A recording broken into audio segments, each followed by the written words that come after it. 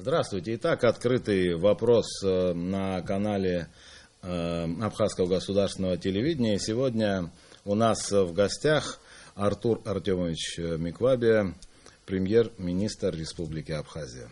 Еще раз здравствуйте, Артур Артемович. Здравствуйте, дорогие телезрители, кто нас сейчас видит.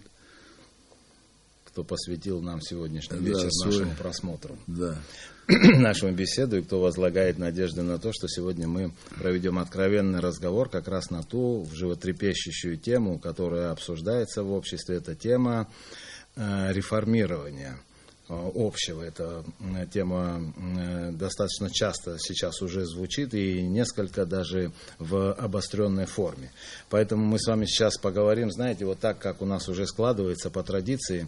Мы с руководством страны говорим о том, какие достижения сделаны за тот период, который находятся они у руководства. И мы ожидаем услышать от вас конкретные примеры того, что было сделано вот за эти полгода. Хотя на должности премьер-министра вы всего 2 месяца, вот, но все-таки как-то обнадеживает то, что вот в нашей беседе предварительно вы говорили о том, что это время 2 месяца не такое уж маленькое, чтобы что-то сделать. Ну, правда, и не такое большое, чтобы сделать какие-то грандиозные продвижения в управлении. Итак, Артур Артемович, знаете, с места в карьер, так сказать, я начну. Вот как вы считаете, за вот то время, которое прошло за эти 6 месяцев, какое главное достижение на сегодняшний день вы можете отметить вот в работе руководства страны?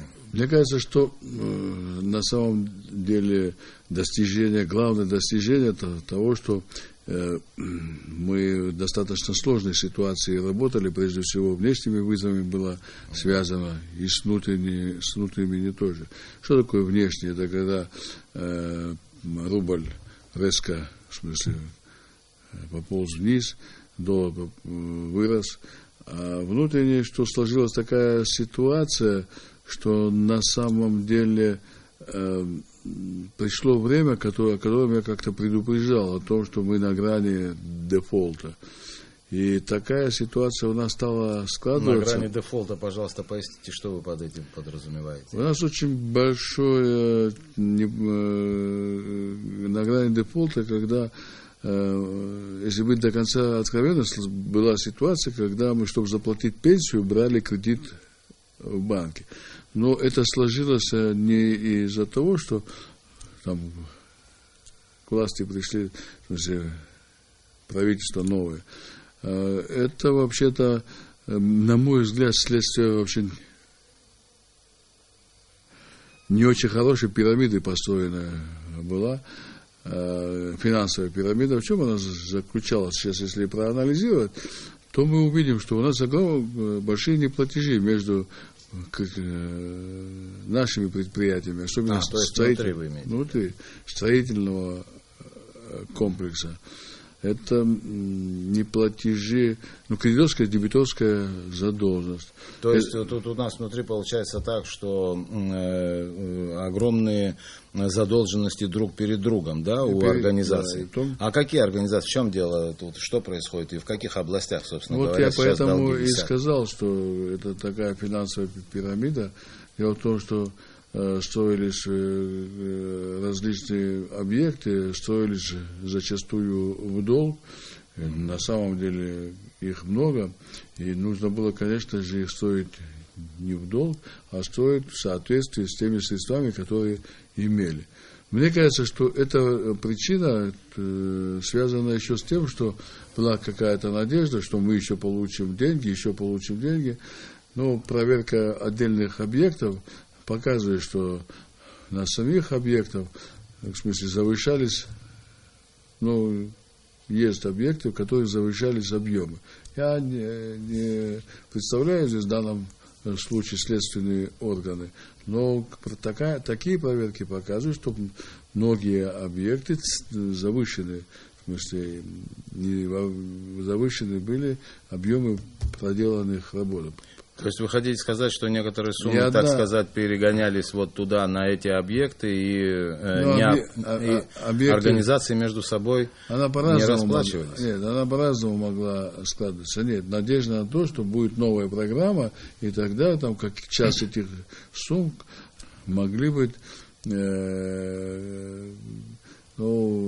размазаны по другим объектам. Да? Нехорошее слово размазано, но по-другому я не знаю, когда ты строишь объект, в смысле превысил сметы всякие, а потом ищешь, как уйти от ответственности.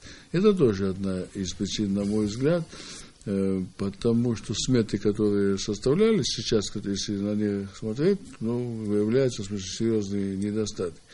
Я сразу хочу сказать, что нынешние сметы, которые составляются, проходят экспертизу значительно сложнее и более ответственно, чем было. Вот эти причины и выданные кредиты вместе с невозвратами, это тоже пирамида фактически, привела на самом деле к серьезному кризису банковской системы.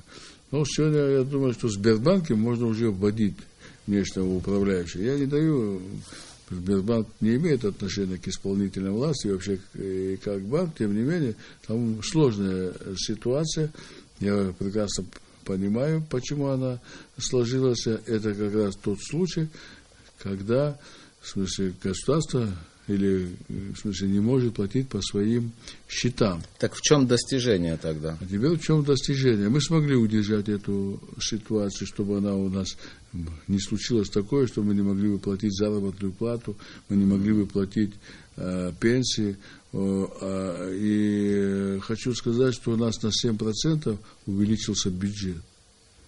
Мы увеличили вот в нынешнем году. Причем я еще хочу сказать одну вещь, что мы сейчас работаем в новых условиях, когда практически у нас нет выпадают государственные пошлины.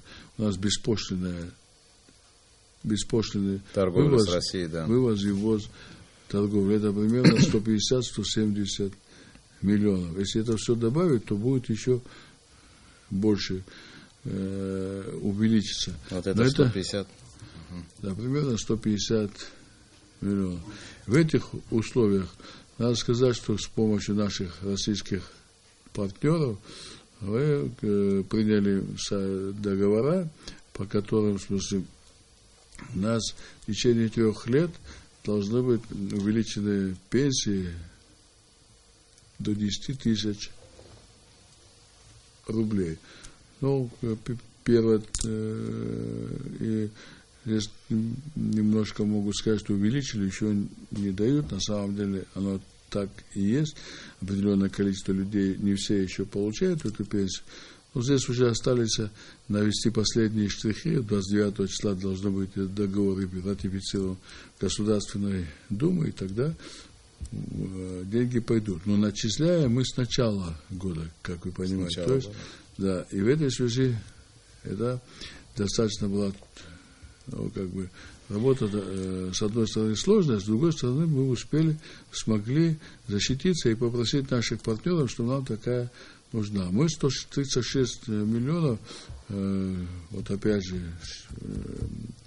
будем платить, увеличим, в смысле, на 136 миллионов среди абхазских пенсионеров. Это тоже, я считаю, в смысле, неплохим достижением.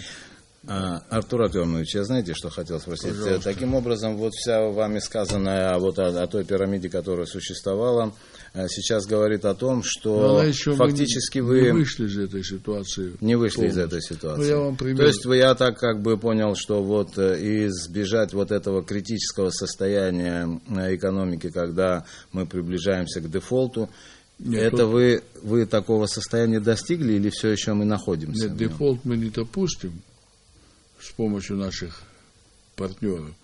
Но сложности еще имеются. Например, мы все прекрасно знаем, что у нас 1400 гектаров садов, в смысле, так, с новыми посадками. Кстати, это хорошая вещь.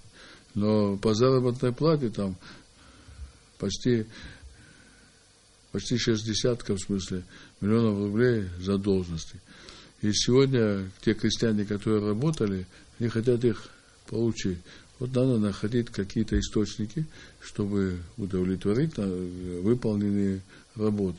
Это первый этап этих работ, про которые я сейчас говорю. А чтобы сохранить эти в смысле, сады, чтобы они работали, нужно там еще другие меры принимать. Такой короткой передаче в смысле трудно про все рассказать. Я просто показал вам один пример. И, например, на сегодняшний день Абхазстрой, да. Ну, ему трудно будет участвовать. Вот мы будем планировать сейчас проводить конкурсы на получение подрядов в новой инвестиционной программе. И трудно, потому что у него там кредиторская, дебиторская задолженность достаточно большая. Хорошо. Скажите мне, пожалуйста, Артур Артемович, вот вы говорили о том, что необходимо очень многое предстоит сделать, и необходима какая-то финансовая поддержка всего того, что может привести к каким-то благополучным исходам в реформировании. Вот интересно, что вы скажете о той сумме кредита в размере 1 миллиарда 200 рублей. Вот этот кредит, это что за кредит? И каким образом мы будем за него, собственно говоря, расплачиваться? Знаете, к чему это может привести? Я не пришел сейчас жаловаться на судьбу, но тем не менее я скажу, еще есть какие-то у нас проблемы, а потом вернусь к 1 миллиард 200. Мы должны начать погашение тела 2 миллиардов по железнодорожному кредиту и 700 миллионов субординированному кредиту. Но там, где бюджет там 3 с чем-то миллиарда рублей, ну, там 3,5, скажем, условно, но платить в течение там определенного времени, брать там по 100-150 миллионов, тоже достаточно сложно. Но мы и это будем, в смысле, исполнять. Или же то есть вот этот кредит железнодорожный, который на нас свалился вообще совершенно непонятным образом и очень странным, так скажем. Нет, он понятный, но его деньги надо возвращать. Да, как? Ну вот странно, что там было обещано. Вы помните эту тему? Ее мы очень часто обсуждали еще в те времена. Сейчас почему-то эта тема затихла. Не, ну что сейчас об этом говорить? Я хочу сказать, что эта тема... Не, говорить как не говорить, Артур Артемович. Дело заключается в том, что повесили-то этот кредит все-таки вот на нас, на всех тех, кто смотрит сейчас там работы какие-то, нашу передачу, за кадром находятся. Работы выполнены. Я сейчас про другое хочу сказать. То, что вы говорите, имеет место, наверное, и я с вами как бы не спорю по этому поводу. На встрече нашего президента Хаджева с президентом Путиным этот вопрос поднимался, и была такая просто реструктуризировать, в смысле, наш долг, то есть немножко его растянуть, чтобы мы могли платить или же какие-то другие действия осуществить. И вот как бы к нам сейчас приезжает скоро министр господин Кузнецов, который будет этой проблематикой заниматься вместе со мной и с нашим кабинетом. И мы как бы это решим. Теперь я вернусь тут миллиард 200 да. Кредит. Этот вопрос поднимался еще когда я был депутатом. Депутаты поднимали в парламенте. Потом уже в смысле, при моих встречах я просил такое. На самом деле нам выделено, кроме денег на инвестиционную программу, которая составляет там около 10 миллиардов рублей на 3 года, нам еще выделили 1 миллиард 200 миллионов.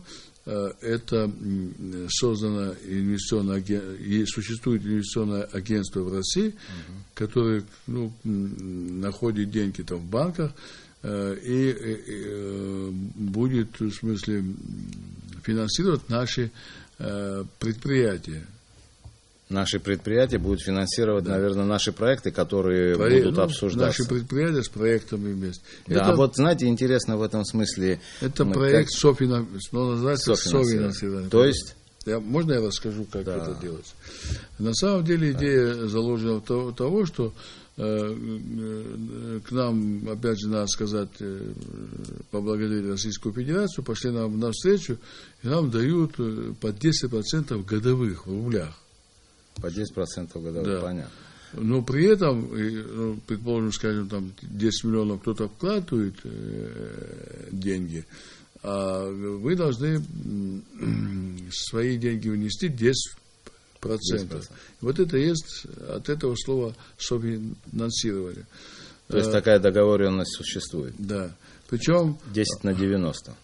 Ну да, 90 дают, и агентство дают, да, но там, конечно, подходы к этому, в смысле, к изучению и контроль за это будет такой очень тщательный.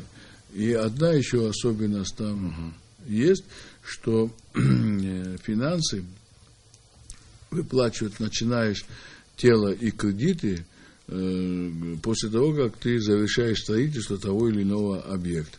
Эти объекты в основном реального сектора экономики. Это, в смысле, теплицы, в общем, реальный сектор экономики. И еще одна важная, то, что эти деньги длинные. Они не на 1 год тебе дают, 3, 4, 5. Теперь еще одно, я думаю, что... Опасения по этому вопросу тоже существуют. Конечно, существует. Существует вопрос, знаете, в чем заключается? Конечно, тот инвестор, который вкладывает 90%, это инвестор состоятельный. И тот, кто участвует на 10%... Это банки вкладывают, в смысле, российские банки через это агентство вкладывают деньги. Не может ли сложиться такая ситуация, когда вот наш, так сказать, соучастник в этом деле, да, он не сможет полноценно участвовать вот в этом мероприятии, и таким образом все предприятие перейдет в единое владение? Может. И если я дал вам деньги, а вы мне не вернули, то она, естественно, перейдет ко мне во владение. Если вы будете зарабатывать и возвращать, какие проблемы? Поэтому, вот, скажем так, у нас отбор проходит несколько. Положение у нас разработано. Вот какая гарантия того, что мы не попадем под влияние вот этих банков, которые будут финансировать здесь эти проекты? Чтобы не было. Риски всегда существуют при любом случае. Но их нужно, в смысле, уметь работать. И тут как бы много составляющих. Но если мы хотим развиваться, то банки, естественно, как раз и вот для таких вопросов существуют. Если ты чувствуешь, что ты не можешь вернуть, не бери. И последнее, что я хочу сказать. Но вы знаете, какие случаи у нас были. Вот какие правила будут существовать по этому поводу? Я же сказал, перейдет в собственность и продадут другому. Нет, вот когда будут рассматриваться эти проекты. Я хочу вам сказать, что есть положение, и мы это делаем открыто. Вообще, раньше такие вещи не было. Я про открытость вообще нынешнего правительства, и реформы не могут делаться не в открытом пространстве, да?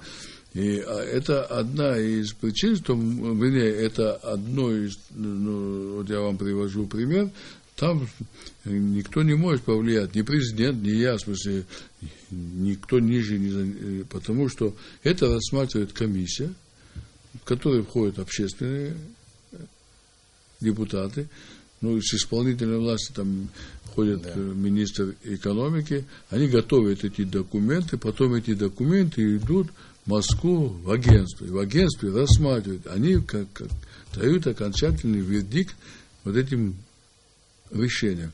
Я даже иногда, в смысле, есть определенное недопонимание, когда я говорю, что на это повлиять, в смысле, не в моей компетенции. На эти процессы, потому что вообще деньги любят тишину и счет. Но не будут давать просто деньги, если из-за того, что кто-то просит. Они будут давать деньги, если знают, что они будут возвращаться. Какие еще риски? Если я так предполагаю, если мы возьмем деньги, начнем их выплачивать нормально, то вот эти 1,2 миллиарда могут увеличиться. Понимаете меня, да? Могут увеличиться, а это нам дает возможность, в смысле, вкладывать деньги в нашу экономику. На самом деле, я приведу вам еще один пример. Мы сейчас длинные деньги из собственных средств нашли. Длинные деньги это не год, а 2-3. Там, может быть, проценты просто немножко выше. И проценты, я насколько знаю, вот у нас был председатель Национального банка, он говорил, это вы говорите о сумме в 200 миллионов. Да. А процент там, по-моему, 12%. Ну, 11-12%, там, в смысле, это тоже... Это немного? Ну, лучше, конечно, если было бы 5. Я понимаю. Но 12 это подъемные, на самом деле, проценты. Потому что... Ну, если посчитать вот так, 12% получается ежемесячные выплаты будут очень... Проценты, да, они будут очень... Нет, они... Тяжело подъем. Да, они не простые, но сегодня в России 14-15% годовых банки финансируют. Некоторые даже больше. Но это длинные деньги, это на 3 года примерно.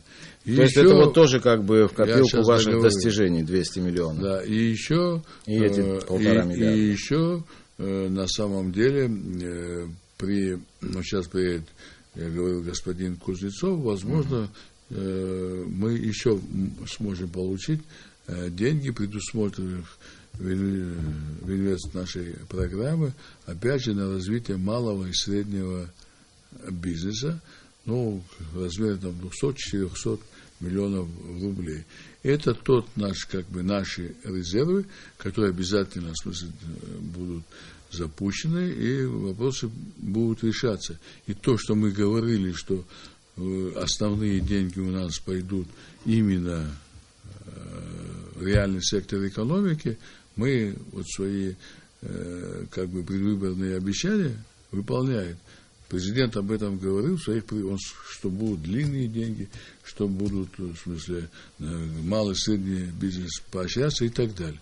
Но вот я понял. вам только рассказал маленькую толику того, что... Ну, вы знаете, мы эту тему как бы закончим насчет кредитования. Конечно, безусловно, это все повлияет на рост, так сказать, благосостояния. Многие люди получат возможность работать над теми или в тех или иных проектах будут создаваться, конечно, новые рабочие места, что является очень важным вообще в строительстве такого, фундамента государства. Вы знаете, но вот подводя итог всему этому, тому, что вы говорили о и инвестиционной компании. Я хочу сказать, что добавлю к тому, что вы сказали. Мы закладываем правильные действия с тем, чтобы в перспективе, недалекой, могли бы уйти от излишней финансовой помощи, которую мы получаем в России. Мы сами должны эти деньги зарабатывать. И это тоже то, о чем мы говорим. И мы понимаем, куда надо вкладывать и что получать. Что сложного, я сейчас вам скажу. На самом деле в нашем обществе существует следующая сложность. Мы живем в потребительском обществе. Есть богатые страны, есть не очень богатые, а есть меньше, чем там не очень богатые. Вот мы относимся к третьей категории развивающихся стран, а потребление у нас остается высоким, как в богатых странах. Вот, к примеру, я вам скажу последний пример, и потом дальше задавайте вопрос. Когда послевоенной Японии на потребление уходило где-то в районе 18%, а в накопление уходило остальное. Вот если взять, скажем, бюджетом 100 рублей, вот 18 это потребление шло, а все остальное шло в накопление. Накопление это по приобретению инвестиций, развития и так далее. А у нас эта цифра, наоборот. Ну, наверное, на то и существует и Министерство экономики, и там, Министерство финансов, а вообще вот наши эксперты, экономисты, которые должны, наверное, этот процесс как-то регулировать. Нет, они это не регулируют, это скорее проблема социума, в смысле проблема людей. Конечно же, в первую очередь люди должны поверить своему правительству. И когда поверят, тогда они, соответственно, и не будут там чего-то бояться. Артур Артемович, не сочтите это за какую-то мою такую излишнюю напористость, но люди могут поверить тогда своему правительству, когда представлены программы, когда есть у них представление о том, что собирается делать в будущем правительство. И самое главное, оно опирается на то, что уже им сделано сегодня. Мы сегодня имеем такие программы, мы знаем, в какую сторону надо идти, как нам развиваться. Мы имеем программу стратегического развития, подготовленную Центром стратегических исследований, имеем отраслевые. Но она еще пока не готова, программа. Ну, заканчивается. Что хочу я сказать? Вот мне как пример, что бы я хотел, я приведу примеры. У нас обязательно нужно развить все инфраструктурные проекты, касающиеся городов, там, Сухуми, городов Гагра и так далее. Что это такое? Да? Это водоснабжение, это канализации, очистные сооружения, ну, ЖКХ, то, что мы имеем. И сейчас я хочу вам сказать, что в этом году достаточно много средств выделено для решения этих проблем по городу Сухуми. В Гаграх тоже примерно такая же картина. По городу Сухуми мы на будущее... Чварчал, Гудаута? Ну, во всех есть, но я сказал наиболее. Если нам надо провести водопровод, нам надо провести канализацию, а вот через год мы приведем в порядок улицы. Вот не будем, в этом году, конечно же, проведем ремонт, в смысле, там, ямочные ремонты, чтобы поддержать, чтобы можно было там проезжать части или ходить можно было. Но в капитальном отношении вот такие планы у нас есть. Я думаю, что это правильно, с тем, чтобы мы могли уже это сделать не на один день, не на 2 дня. Иногда сухумчане шутят, наши улицы должны быть на змейке быть, там открыть, закрыть, да, положили асфальт, потом на другой день копают, потому что там протечка. Это верное замечание, и правда, действительно, во-первых, и сами тоже горожане, которые прокладывают ту или иную коммуникацию, могут новый асфальт перерыть, потом его залить каким-то бетоном, который проседает, и потом мы же сами портим на этом свои машины. Но знаете что, Артур Артемович, вот вы говорите о том, что многие средства будут в инфраструктуры вкладываться. Вот нам, телезрителям нашим, конечно же, интересно, знаете, подробности этих дел. Что именно будет сделано? Вот, например, у меня есть некоторая справка от вас о том, что, например, в Ткварчальском районе замена 10 лифтов будет произведена, 10 лифтов в Гаграх, замена 10 лифтов в Гаграх, 5 лифтов в Пицунде и 11 лифтов в многоквартирном жилье в домах поселка Бзыпта. Я просто знаю, эти дома, они там 9-этажные. До сих пор люди эти ходили там пешком. Каждый лифт стоит где-то чуть больше 2 миллионов. А сумма в общей сложности огромная. Вот нам интересно, знаете, знать, что будет конкретно сделано, какие вещи будут сделаны для того, чтобы и наше благосостояние, и состояние... Вот смотрите, мы на развитие автодорожной сети в целом на 3 года, в районе там миллиарда рублей, в смысле. В этом году, так скажем, 600, конкретно вы сказали, да? 610 миллиардов, из них 45 в Гаграх, то есть в Сухуми, Гагре 26, Сухумский район там 22 и так далее. И еще дорога Сухум, Ачимчире. Она будет, в смысле, делаться. Вот это вот очень интересно. Знаете, вы когда называете суммы, они большие суммы, для слуха это звучит очень обнадеживающе. Хотелось бы знать, вот, например, все ли дороги будут отремонтированы в нашей столице. Как будет обстоять дело с ремонтом, скажем, в Ткварчалах или в Очимчирах? Я Какие сказал, дороги? что вот эта программа, о которой я говорю, она разбита на 3 года. То есть через 3 года мы будем иметь полностью асфальтированный, ровный асфальт во всем городе Сухум. Я хочу сказать, да. И сейчас мы делаем подготовку к асфальтированию. Я же вам сказал, будем класть туда трубы. И через год мы положим. В смысле, асфальт. Часто мы клали просто, к сожалению, ложился просто асфальт, а потом все остальное делалось. Немножко по-другому к этому, немножко в корне по-другому подходим к этому вопросу. Надо еще немножко потерпеть, и у меня есть такая возможность.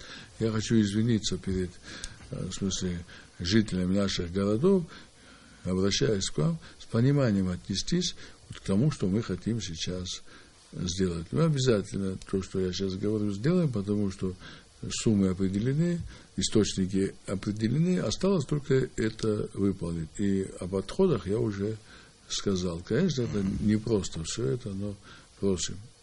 Дороги очень важны, естественно, для нас. Мы все этим пользуемся. Это, конечно, тоже как-то повлияет на улучшение и повышение нашего жизненного уровня. Я хочу вам сказать, что вот у нас, вот вы начали, можно я добавлю, да? Вот ремонт и реконструкция многоквартирных домов. Да. То, что вы сказали, это подвалы, это, как вы сказали, лифтовое хозяйство, крыши. Это продолжается. То, что было сделано, и дальше продолжаем. Водоснабжение, водоотведение и канализация, я вам говорил более подробно. Конечно же, у нас и социальная сфера, там, скажем, образование, здравоохранение. Планируем продолжить строительство больниц, ну и остальных там учреждений. И не хочу, в смысле, более... Тут у меня есть это все на подробностях останавливаться. Давайте, в общем, я тогда вот вам задам такой вопрос. Пожалуйста. А хватит ли тех средств, которые идут вот на замену трубопроводов, водоснабжение, канализации, те средства, которые предусмотрены вот на это время, хватит ли для того, чтобы у нас наконец-то было бесперебойное водоснабжение, работала канализация, водостоки наши? Это ведь мы, вот, скажем, эти работы до этого тоже выполнялись, скажем, очистные сооружения в городе Сухуме практически завершены. Ну, уже сделаны. То есть после дождя у нас лужи не будут собираться до того уровня, что они попадают в подъезды. Я обещаю, что так будет через год, то, что вы рассказали. Конечно же, может быть, в каком-то месте будет из-за нерадивости кого-то.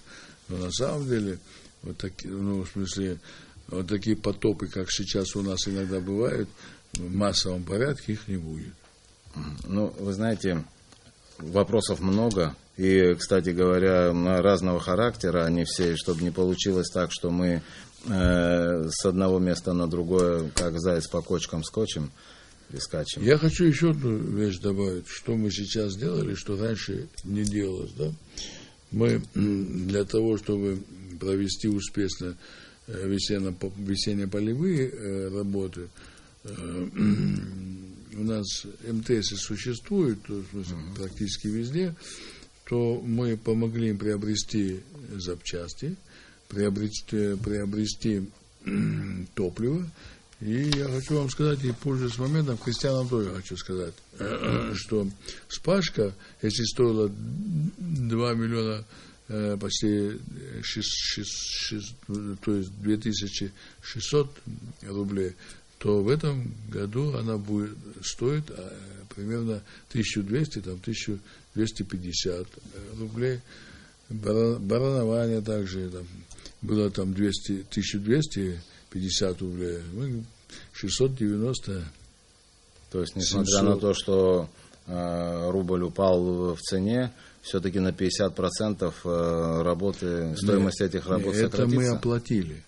Это вы оплатили? Мы оплатили это из бюджета Министерства сельского хозяйства с тем, чтобы вот эти МТС могли иметь, в смысле, топливо и иметь запчасти. Это мы делаем для того, чтобы помочь крестьянам. Чтобы крестьяне могли посеять и вырастет урожай. Артур Артемович, знаете, да, мы в 2 раза уменьшили, да, вот мы говорим о заботе, в смысле, да, как бы социальной заботе, это тоже социальная забота. Знаете, вот у нас все-таки много вопросов, если мы будем долго говорить, давайте такой мы как бы блиц устроим, давайте. Я согласен. Вот скажите мне, пожалуйста, вы недавно побывали в Москве, да. У вас были там, проходили встречи, но я не буду сейчас говорить о том, что в общем, этот визит, конечно, обсуждается, и в основном, не буду говорить, что обсуждается, потому что я сам, например, не в курсе, но в основном идет разговор о том, что ваш визит, он как бы подтвердил некоторые намерения нашего руководства о том, что будет проводиться разработка нефти компании «Роснефть». Вообще, я откровенно скажу, какой разговор там состоялся.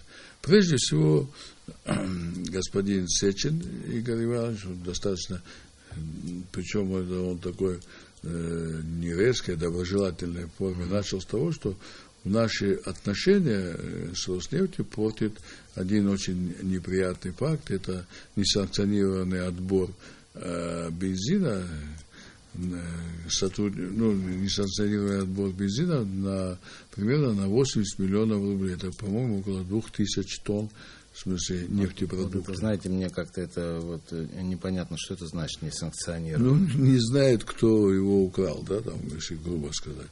Это произошло. Несанкционированный отбор, то есть украли фактически бензин на 80 миллионов. Да.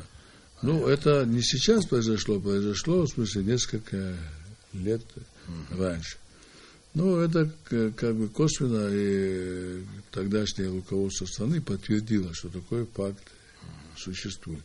Вот первый вопрос, и он говорит, как бы этот вопрос решить, чтобы это не такие для них большие деньги, тем не менее, как бы, неприятное, да, как бы во взаимоотношениях. Второй вопрос, который он поднимал, я по порядку говорю, да. Он сказал о том, что мы хотим усилить нашу работу в Абхазии. И что мы предлагаем? Например, он сказал, что здесь выделена земля была городу Москве. Я не помню, сколько гектаров сейчас. И Москва не хочет, они нам предложили, если вы не возражаете, мы там построим хороший отель. Скажем, там 5-звездочный, 4-звездочный. Теперь для того, чтобы помогать нашим, в смысле нам, они готовы, если мы скажем, они готовы вкладывать в сельское хозяйство деньги с тем, чтобы компенсировать, да, те издержки, которые имеет Российская Федерация или там Москва, в частности, какой-то другой город, в связи с практической блокадой Запада, да, и непоставкой тех продуктов, которые мы здесь выращивать. А в конце он сказал следующее: мы обязательно продолжим не добычу, как говорят. Да, вот этот вопрос очень интересует. А разведку нефти.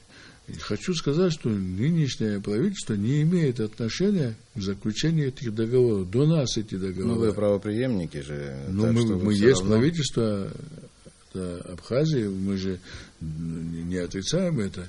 И мы об этом речь вели о разведке.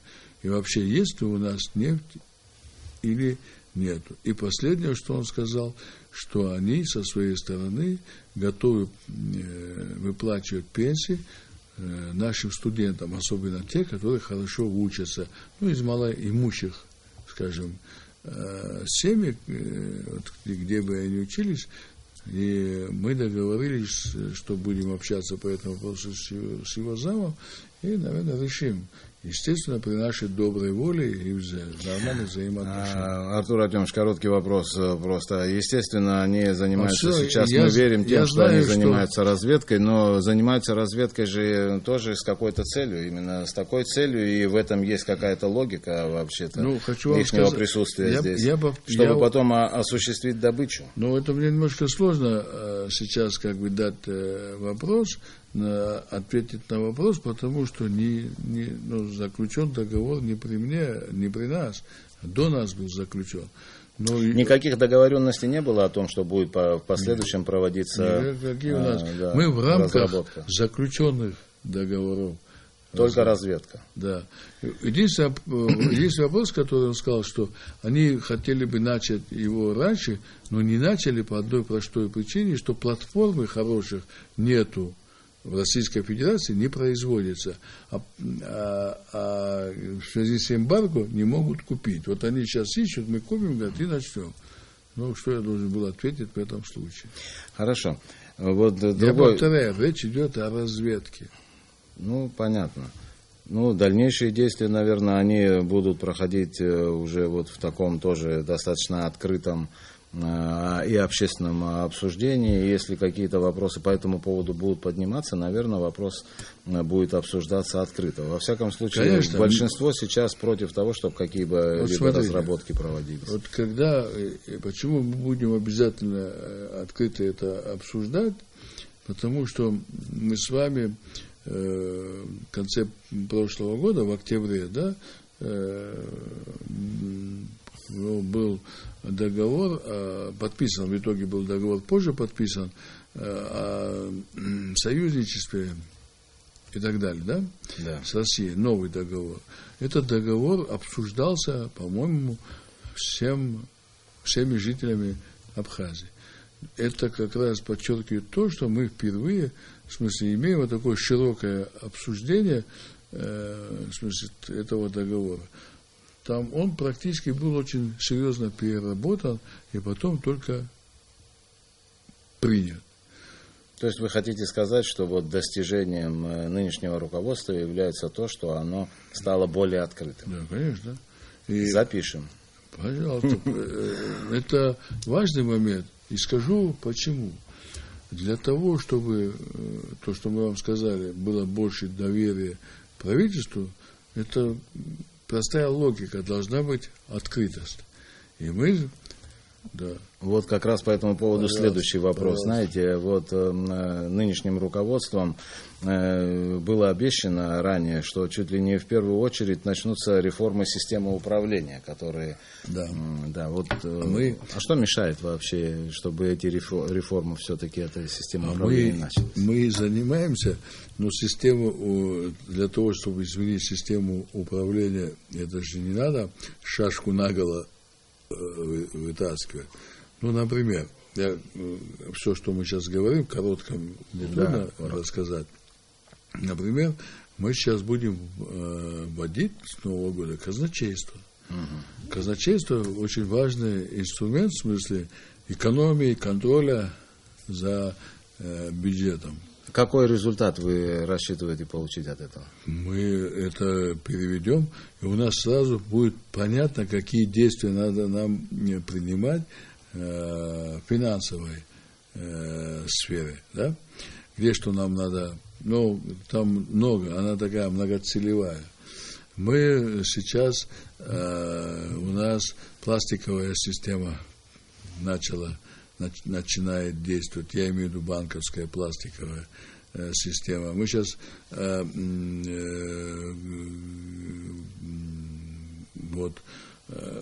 у нас сейчас очень большое внимание мы хотим уделить всем, в смысле, экономическим блокам, тем, чем мы занимаемся. Например, нам надо очень срочно реформировать систему госстатистики. Мы туда перевели, на мой взгляд, с одной стороны, опытного человека, а с другой стороны, грамотного человека. Это речь идет о Гоге Камы Алексеевны. Сейчас вот составляется программа реформирования, определен будет бюджет. Я думаю, что мы за несколько месяцев изменим, и тогда нам легче будет разговаривать, где вы будете примерно хорошо очень слышать, какие изменения, в смысле, в цифрах точно.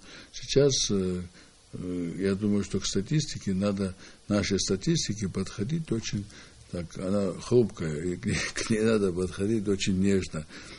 Ну, вообще, вот те статистические данные, которые у нас до сегодняшнего дня имелись, они все время подвергались какой-то критике, а многие эксперты говорили о том, что на этой статистике трудно сделать какие-то выводы. Это не вина сотрудников, которые работали там. Понятно. Просто эти реформы надо было делать раньше. А те, кто там работал, кстати, очень хороший коллектив там работал и сейчас работает, они делали все, что от них зависит. Но когда нету автоматизированных систем, когда ты получаешь с трудом данные, да, первичные, то, конечно же, у них достаточно много сложностей. И надо решать это комплекснее, все эти вопросы. Это потребует, в смысле, определенных вложений, да, и обучения людей. Вот когда говорят еще, в смысле, об изменении системы управления, мы сталкиваемся с одной серьезной трудностью, про которую я не могу не сказать. Речь идет об оптимизации самой системы управления. Оптимизация, она подразумевает разные факторы. Это и повышение заработной платы, повышение производительности труда, и всегда это связано с сокращениями и переучением людей. Но с другой стороны, если мы сейчас начнем резко сокращать людей, я думаю, что даже в вашем коллективе, если число людей уменьшится, то с этими задачами вы справитесь. Но куда взять тех, кто работает, да? Будет сокращен. Будет это сокращен. Проблема, конечно. Мы же его не хотим, чтобы он, ничем не занимался. Эта депрессия может охватить всех. Вы знаете, когда выстроена общая такая система, и тогда вот такие элементы системы, как, например, трудоустройство, они, тех, кто попадет под сокращение, они там тоже предусмотрены. И вообще, раз мы поговорили о теме трудоустройства, то я бы хотел, чтобы вы как бы обозначили вот те достижения, которые сделаны вами в области уменьшения количества безработных. Смотрите, я сейчас начну с первой задачи, которую я говорю. В итоге мы почитали, и от 15 до 20% работающих в государственных структурах мы можем безболезненно сократить, перенаправив их в другие, в том числе в бизнес, помочь им, в смысле, в этом плане. Многие, кстати, уходят. Я могу привести пример. Вот, извините, я вас перебью. 15% это что? Это уже какая-то вот такая... Да, это уже определенно как-то 15%. Мы посчитали, почему не 20, например? Мы посчитали на данном этапе, сколько можно это сделать. Вот как бы, никто такие контрольные цифры не ставит. Просчитайте, говорят, эту возможность, насколько мы можем. Конечно же, с внедрением автоматизированных систем, то количество людей, кто попадет, в смысле, под сокращение, а под сокращение, когда попадает государство, у нас социальная направленность государства, обязательно должно позаботиться, и что мы хотим делать? Переучить этих людей и создавать новые рабочие места. Это трудный процесс, потому что у нас нет еще... Хотя все больше и больше появляются новые рабочие места. Ну, например, за прошлый год введены несколько новых, в смысле этих, предприятий, где занято там больше, по-моему, 600 человек. Ну, для нас это положительная тенденция, и мы считаем, что это неплохо. Количество безработных какое у нас? Вы знаете, в связи с тем, что у нас, я же сказал, достаточно такая статистика вольная. Ну, не то, что вольная, но то она колеблется. И иногда показывает чуть ли не 80%. есть тенденция сокращения ее. Есть тенденции, но статистика все та же, да, по ней. Да, ну и поэтому здесь как бы сложно, и пока мы не будем иметь нормальные инструменты рыночной экономики, переделывать, реформы проводить сложно. Можете вы без лопаты посадить дерево. Можете, наверное, но очень сложно, если палку взять, скажем, да. В этой связи лучше иметь инструмент. А инструмент это как раз то, о чем мы с вами говорим. Например, у нас сегодня в магазинах очень мало, в смысле, существует терминалов кассовых, да, и вообще кассовых, я имею в виду аппаратов. А особенно, если они не каким-то, вернее, объединены в единую систему налоговую. Понятно. Это знаете, же надо делать. Вообще, вот хочется, как мы уже делали в одной из передач, значит, подвести итог такой нашему разговору. Вот, я, наверное, долго разговаривал. Нет, но мы уже 50 минут вышли. Ну, все, спасибо. Я просто хочу сказать, да, давайте мы подведем итог тому, что было сказано. Пожалуйста. Вот что значит достигнуто, какими достижениями сегодняшнее руководство может уже смотреть в будущее. Да, с какими. Мы сейчас о будущем тоже не будем говорить, вот только лишь о тех достижениях, которые мы здесь перечислили. Подведем итог. То есть, будет ли проведена реформа в области системы управления? Да, обязательно. Мы уже делаем. Сейчас она проводится? То есть, можно ее занести уже в копилку вот, реформирования? Конечно, то есть, это уже... Вот смотрите, а дальше у нас... Но мы, правда, не заметили этого еще. Нужно это тоже отметить. Пока оно как-то не очень так заметно. Почему? Я думаю, что... Я хочу сказать, что всех организаций, скажем, многие организации стали значительно открытие. И в том числе... С этим можно согласиться, да, но мы говорим про систему управления, понимаете, которая бы дала какой-то эффект в конечном результате, который повлиял бы на наше благосостояние. Я все время пекусь, знаете, о благосостоянии. Как все то, о чем мы говорили с вами, все те деньги, которые предусмотрены, хотелось бы, знаете, вот такой прямой ответ получить на то, как это повлияет на наше благосостояние. Насколько оно улучшится, насколько сократится количество безработных и так далее. Ну, давайте про сроки скажем, да? Для того, чтобы создать рынок, у нас рыночная экономика, да, современный рынок, понадобится, я думаю, что от года до год 7, год 8, по нашим подсчетам. Я вам назову, скажем, у нас сформированных рынков нету. Ни сырья, ни услуг, ни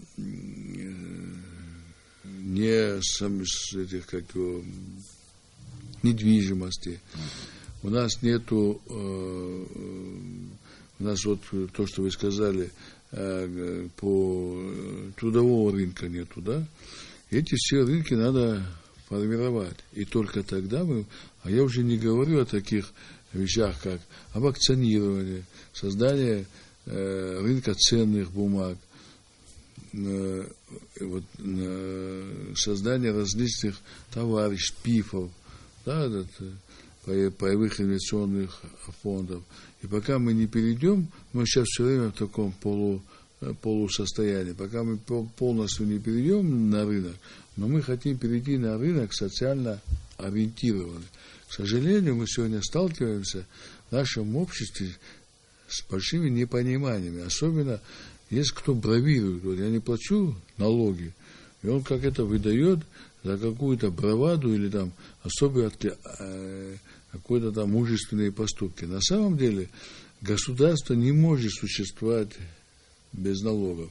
И все должны платить налоги. И я вас уверяю, если у нас все будут платить налоги, сами налоги можно будет уменьшить и значительно. Главное, чтобы, знаете, у нас была возможность платить эти налоги. Конечно. Я еще раз говорю, скажите, а вам не кажется, что очень плохо, что мы не платим, скажем, тарифы за свет, за воду? Ну, это, знаете, Артур Артемович, это очень вообще сложный вопрос. Почему? Потому что за воду не платим или за свет. А сколько свет у нас есть стоит? какие-то субъективные причины, есть объективные причины у некоторых. Знаете, если у нас такое огромное количество безработных, вот насколько я знаю, что она доходит до 65%, ну как безработные люди смогут платить за свет, за воду? Я хочу сказать, что я думаю, хватает. что 60% это еще и плохой учет. У нас не сформирован, мы на самом деле не знаем. У нас достаточно много людей, которые там сезонные работники там, и так далее. Они зарабатывают деньги. А сколько за свет, скажем, двухкомнатной квартиры платить надо? Кстати, я думаю, что двухкомнатные лучше платят. 200, 300, 400 рублей максимум. Ну, это отдельный разговор. Мы все-таки хотели поговорить сегодня о том, какие были это те деньги, которые должны поступать в бюджет. Да, налоги это, знаете, в некоторых государствах очень существуют суровые наказания за государство на самом деле занимается перераспределением поступивших денег. Да. Ну, скажем, учителей надо содержать и так далее, да, там. Если я вам сейчас задам вопрос о том, куда уходят деньги, собранные как налоги, то мы с вами еще 50-минутную передачу проведем. Да, но это уже отдельная тема будет для другого разговора. Ну, на самом деле... я знаю, какой вы вопрос хотите задать, разве коснулись.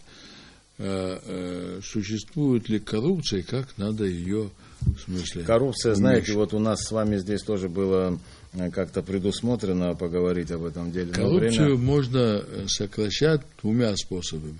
Это когда коррупционерам с точки зрения закона предъявляешь серьезные требования, и они как бы понимая, в смысле, те сложности, которыми они потом могут сложиться, не занимаются коррупцией. А второй вопрос – это введение программных обеспечения автоматизированно. И тогда, вот сегодня у нас стоят в очереди для получения справок. А если будет развито, в смысле, можно там дома у себя взять, набрать и послать ему, а потом он тебе назначает время, ты его вообще не видишь. Приходишь и берешь те документы, которые тебе, я как бы в упрощенной форме.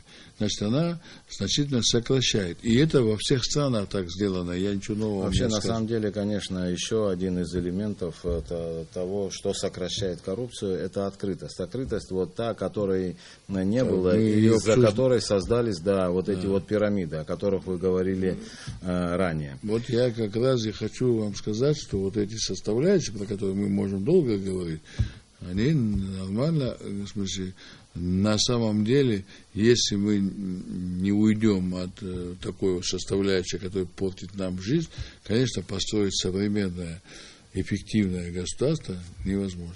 Вы знаете, Артур Артемович, мне как-то хочется все на оптимистической ноте настроить, потому что я сам по себе вот так считаю себя все-таки оптимистом. Да, и мне хочется убедиться в том, что из того, что сейчас делается настоящим правительством, оно пока находится вот такой вот стадии формирования, и потому, что достигнуто, раз это такая подготовительная как бы стадия, как я так понимаю, да, оно не совсем заметно. И результаты будут видны, наверное, все-таки в будущем. Только хочется увидеть эти результаты в ближайшем будущем. Для того, чтобы закончить передачу на оптимистической ноте, скажите мне, пожалуйста, как вы придерживаетесь ли того мнения, что именно в ближайшее время до окончания года у нас выправится ситуация с реформированием и в системе управления. У нас немножко будет погашена коррупция, и благосостояние людей улучшится. Я хочу вам сказать, что да, я в этом уверен. И те действия, которые мы уже приняли, и которые мы будем сейчас принимать, я вам называл цифры, приводил вам примеры, обязательно улучшат. Я хочу обратиться к тем, кто нас сейчас видит и слышит.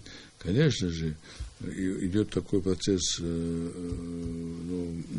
формирования. С одной стороны, нас поддерживает наш партнер, поступят эти деньги, это обязательно, имеет свой мультипликационный эффект. Если мы начинаем строить, то это прибавляет уверенности людям. Да. Деньги, которые поступают там на строительство, они как бы волнами расходятся. Это один.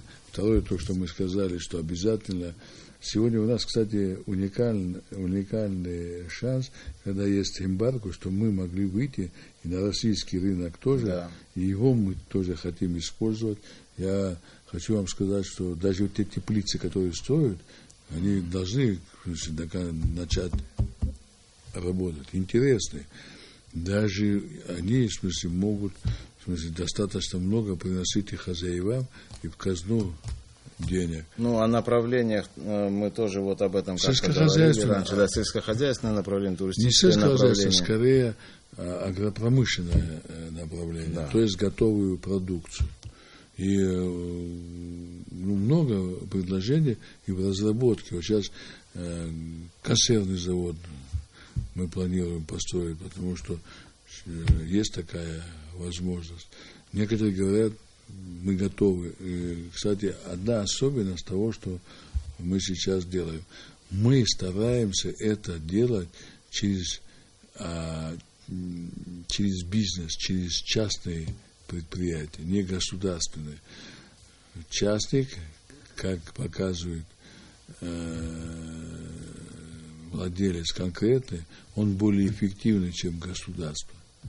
И ко мне же приходит много людей, даем им возможность построить свой бизнес. Вы говорили о консервном заводе. Вот у нас молочный завод, например, он до сих пор не работает, хотя многие надеются на тот творог качественный, который они выпускали. Я хочу вам сказать, что на самом деле там тоже допущены ошибки.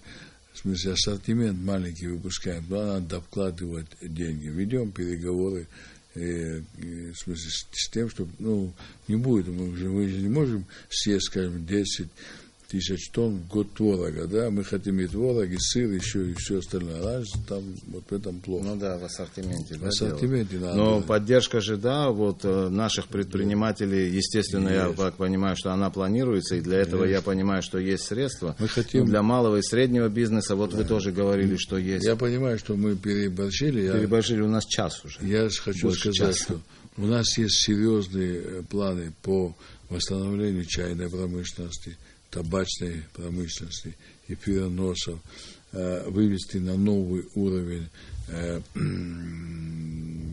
рыбную промышленность, разводить, внедрить новые технологии, да.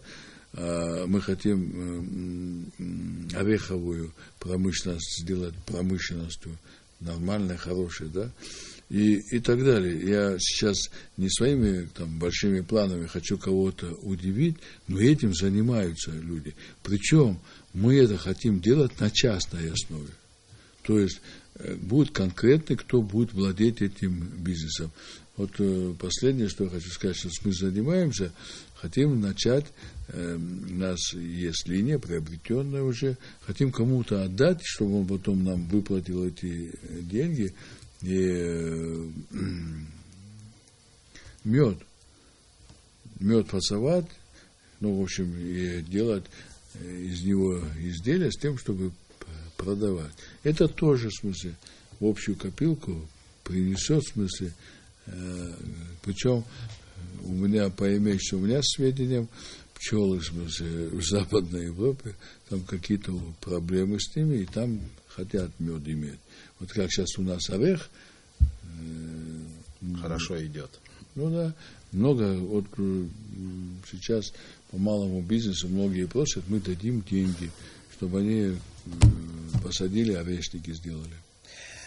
Так что у меня есть оптимизм, насколько я смог вам передать и нашим телезрителям. Мы, в общем, так поговорили. Конечно, вы знаете, мы не сможем дать полную какую-то такую оценку того, что делается сейчас правительством, точнее, что даже сделано, потому что каждый элемент вот того, что сейчас выстраивается, знаете, это долгая история. Я одну вещь забыл сказать. На самом деле мы принимаем достаточно такие неординарные меры. Да? Мы хотим, чтобы в правительстве и государственных учреждениях, я не правительство в данном случае, во всех государственных учреждениях работали люди, которые, скажем, полноценные, здоровые люди, скажем, мы сегодня приняли постановление, в котором на обязательном условии, когда приходит человек на работу, это проверка, употребляет ли он наркотики. Сегодня было принято постановление, да, о проверке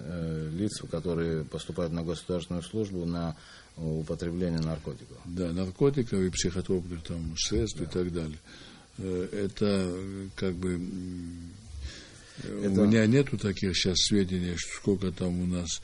В смысле, раз такое постановление приняло правительство, скажу, судя по всему, у нас это является на проблемой. самом деле у нас в социуме достаточно много, в смысле, и, кстати, тенденция не уменьшается, к сожалению.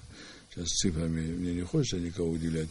Есть такое простое предположение, что у нас тоже есть, но особенно это если в правоохранительных органах или где-нибудь, конечно, мы не можем такое допустить, чтобы люди вот там, опьяненные, скажем, наркотиками, могли заниматься там, защитой там, людей, да, наоборот, скорее будет. И это обязательно условие.